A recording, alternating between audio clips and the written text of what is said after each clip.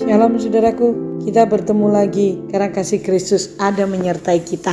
Nah saudara, hari ini saya diingatkan satu ayat Efesus pasal 5 ayat 8. Memang dahulu kamu adalah kegelapan, tapi sekarang kamu adalah terang di dalam Tuhan. Sebab itu hiduplah sebagai anak-anak terang. Nah, saudara, diakui atau tidak, setiap kita memiliki masa lalu. Nah terkadang ada orang yang memiliki masa lalu, itu diketahui orang lain, ada juga yang gak diketahui saudaraku.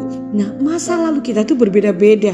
Ketika kita belum mengenal Tuhan Yesus dan belum lahir baru, kita tuh sama dengan orang-orang dunia itu kan.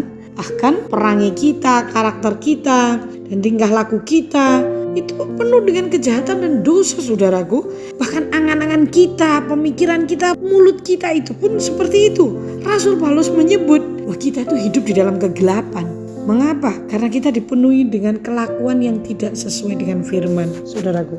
Waktu sebelum kita kenal Yesus, hidup kita itu sungguh-sungguh mengerikan kalau saya berpikir. Saya dibesarkan bukan dengan situasi kondisi yang jelek atau kata-kata kotor, enggak. Tetapi saya menyadari bahwa memang benar-benar hidup kita ini, hati nurani kita pun adalah jahat. Penuh dengan perbuatan duniawi. Yang ada dalam hidup kita itu cuma noda dan celah. Kita jauh dari hadirat Allah saudara. Yang ada dalam hidup kita itu hal-hal negatif. Kita tidak mengerti kebenaran. Kita hidup menurut jalan kita sendiri. Menurut pemikiran kita sendiri, kehendak kita sendiri. Kita berpikir bahwa itu benar padahal enggak. Tapi ketika kita hidup baru, ketika kita di dalam Kristus, karena mengenal akan Dia, maka terang itu mulai menerangi hidup kita. Bukankah di dalam Yohanes dikatakan bahwa terang itu menang atas kegelapan. Di dalam Dia ada terang dan terang itu adalah hidup manusia. Di dalam Yesus ada terang. Setiap orang yang menerima Yesus sebagai Tuhan dan Juru Selamat, pasti hidupnya menjadi terang. Hidup kita menjadi hidup baru karena kita mengenal Dia. Hidup baru itu berbeda saudara.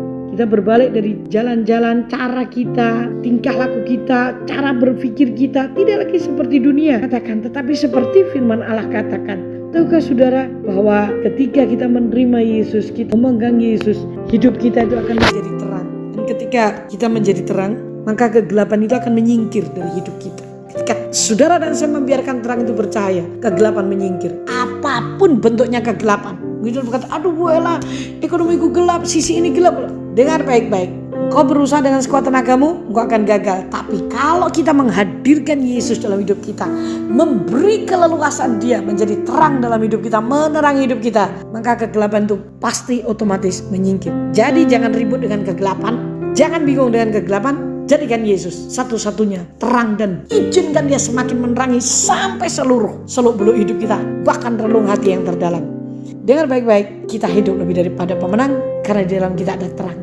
Aba ya Bapa, terima kasih karena memang Engkau berkata, firman-Mu berkata bahwa terang itu menang atas kegelapan. Mulai hari ini Kau ajari kami untuk kami memberi keleluasaan kepadamu Yesus untuk menerangi seluruh aspek hidup kami sehingga kami benar-benar diubahkan dan kami menikmati kemenangan. Terima kasih buat hal ini, buat kami berpegang kepadamu. Dalam nama Yesus kami bersyukur.